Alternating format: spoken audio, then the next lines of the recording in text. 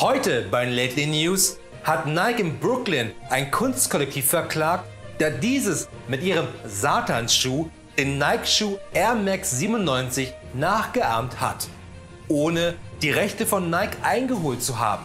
Nun hat sich in dieses Verfahren niemand Geringeres als Satan selber eingeschaltet und lässt über einen seiner Anwälte erklären, dass Satan weder Air Max Schuhe von Nike tragen oder seinen Namen für so einen Scheiß hergeben würde. Denn Satan ist keine Kommerzhure und außerdem hat er einen Vertrag mit Adidas und der FIFA. Noch mehr gleich bei den News.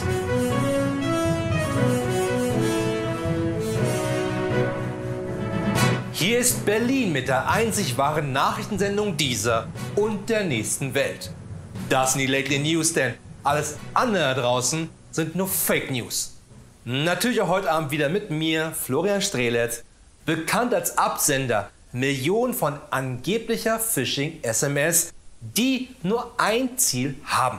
Nicht etwa an das Geld der Menschen zu kommen, sondern nur zu hoffen, dass mir vielleicht auch mal jemand antwortet und wir vielleicht Freunde werden können. Denn es ist verdammt einsam in diesem Studio. Außerdem, falls du glaubst, genauso cool zu sein wie ich, dann hau mit der Faust auf den Abo-Button und auf die Glocke, denn nur so haben wir die Chance, die RTL 2 News auch quotentechnisch weiter abzuhängen. Natürlich bin ich heute wieder nicht allein im Studio, sondern auch diesmal werde ich unterstützt von den einzigartigen Lately News Korrespondenten aus allen Ecken der Welt. Ob aus New York, Sydney, Bielefeld oder aus Essen, wo Klausi vom Fanclub Rot-Weiß Essen schon seit dem Beginn der Geisterspiele im Fußball darauf gehofft hat, dass endlich wieder seine Kumpels vorbeikommen. Außerdem gibt es nachher die einzig wahre Filmkritik zum neuen Ghostbuster Legacy, der ab nächsten Donnerstag in ausgewählten und dann hoffentlich geistfreien Kinos läuft. Oder für nicht bescheidene 21,99 € bei Disney Plus angeschaut werden kann. Denn Ghostbusters gehört Sony.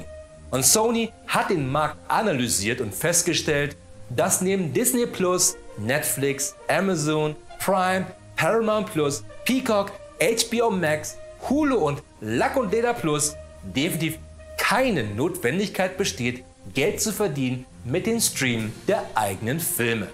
2021, nachdem wir fast 2 Jahre sehr viel Zeit zu Hause verbracht haben.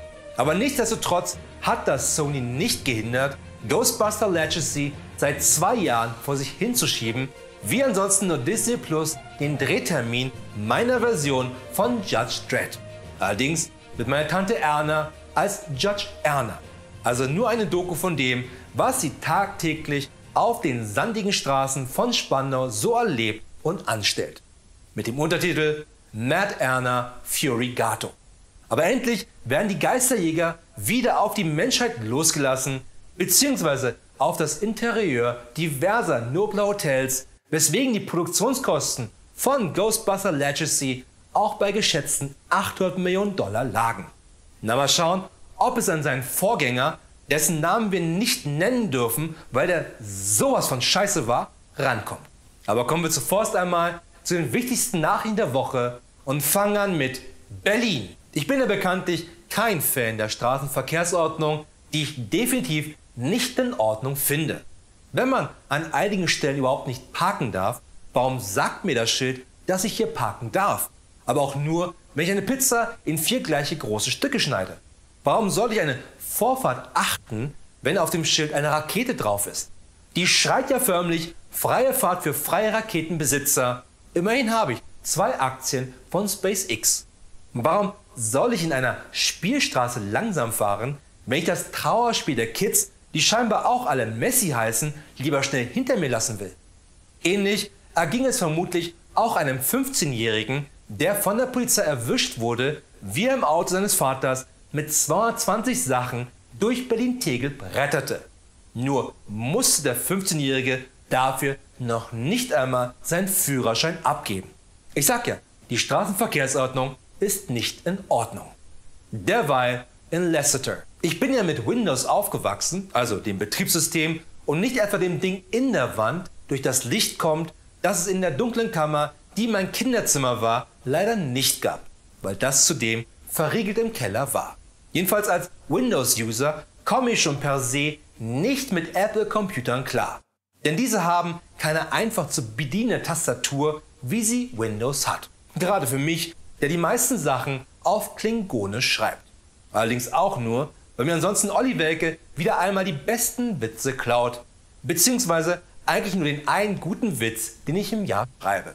Jedenfalls hatte ich mich gefreut, dass in Lasseter Diebel Apple-Produkte im Wert von fast 6 Millionen direkt vor dem Apple Store gestohlen hatten. Zufälligerweise haben wir ein Video von der Flucht eines der Diebe. Und selbst das macht Bill Gates auch nur ein halbes Müh cooler. Noch zum Abschluss die Lately News Filmkritik der Woche. Ist dieses Mal zum neuen Ghostbusters Legacy, der ab nächsten Donnerstag in ausgewählte Kinos kommt und bei keinem Streamingdienst für bescheidene 21,99 € angeboten wird. Ich bin ja ein riesiger Fan der Geisterjäger. Als Kind hatte ich eine von einer abgenudelten VHS-Raubkopie auf eine andere VHS-kopierte Version vom ersten Teil, die ich mir dann rund 50 Mal angeschaut habe. Pro Monat, seitdem ich 6 Jahre alt war. Und als dann der zweite Teil nicht zufällig auch noch an meinen Geburtstag ins Kino kam, mussten meine Eltern mit mir in selbiges zur Premiere gehen. Nur wurde vermutlich noch nie auf dieser Welt ein Kind so maßlos von einem Film enttäuscht wie ich damals. Selbst die Kinder von Michael Jackson waren besser dran. Als dann 30 Jahre später ein Reboot angekündigt wurde, hörte ich sofort auf, Sporen zu sammeln. Nur wurde vermutlich noch nie auf dieser Welt ein Erwachsener so maßlos von einem Film enttäuscht wie ich damals. Selbst die erwachsenen Kinder von Michael Jackson waren besser dran. Und weitere 5 Jahre später kommt nun der nächste Teil. Und der ist so gut, dass ich alle Energiestrahlen kreuzen würde. Deshalb sei nicht verwarnt, Ghostbusters Legacy, die schleimig grüne Lately News Kinokarte an dich und hoffentlich lässt du mich nicht wieder 40 Jahre auf einen weiteren guten Teil warten. Immerhin wäre ich dann schon fast 36. Das war die Lately News. Wir sehen uns wieder am Freitag. Und nicht vergessen, alles andere da draußen sind nur Fake News.